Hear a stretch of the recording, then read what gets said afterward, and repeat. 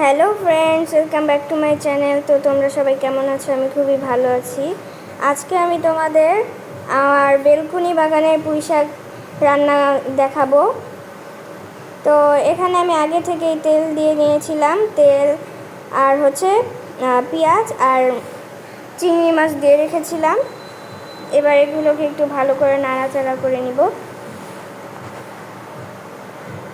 আগের ভিডিওতে কিন্তু দেখিয়েছিলাম পুঁইশাক পাতাগুলো যে আমি ছিঁড়েছি, ওগুলো রান্না করব বলেছিলাম। এই দেখো, এখানে আমি দিয়ে দিয়েছি মরিচ, কাঁচা মরিচগুলো আমি দিয়ে নিয়ে নাড়াচাড়া করে নিচ্ছি।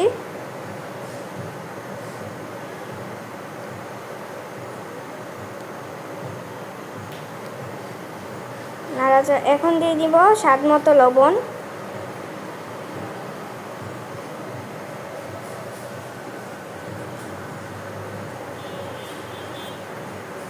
এরপর দিলাম আদা রসুন বাটা,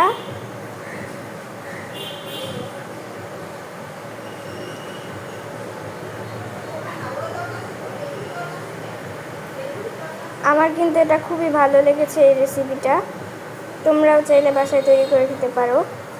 এরপর দিলাম মরিচের গুঁড়া। গাছের থেকে ছেঁড়া পুঁইশাক খেতে কিন্তু খুবই ভালো লাগে।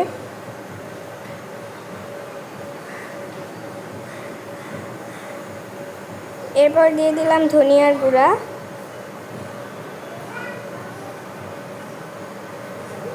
একে একে কিন্তু আমি সব মশলাগুলো দিয়ে দিচ্ছি।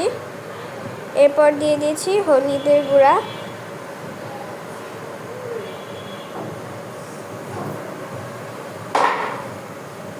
এইভাবে কিন্তু আমি মশলাগুলো দিয়ে নিলাম।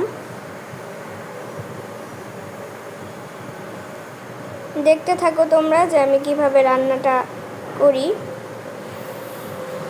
এরপর দিলাম পানি।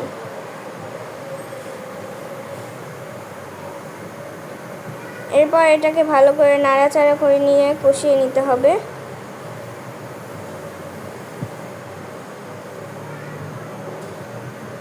এই দেখো, এটা কিন্তু তেল উঠেছে, তার মানে হচ্ছে এটা হয়ে গিয়েছে। এখন আমি দিয়ে দিব শাক।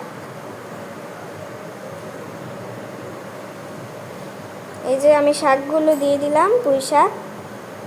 দেখো, গাছের পুঁই শাক যে, এটা বোঝাই যাচ্ছে কত সুন্দর একটা কালার পুঁই শাকের, দেখলেই খেতে ইচ্ছে করে। দেখো কতগুলো পুঁই শাক আমি ছিঁড়ে নিয়েছিলাম। বলেছিলাম যে নেক্সট ভিডিওতে আমি তোমাদের রান্নাটা দেখাবো, তো এই জন্য আমি তোমাদের রান্নাটা দেখাচ্ছি আজকে।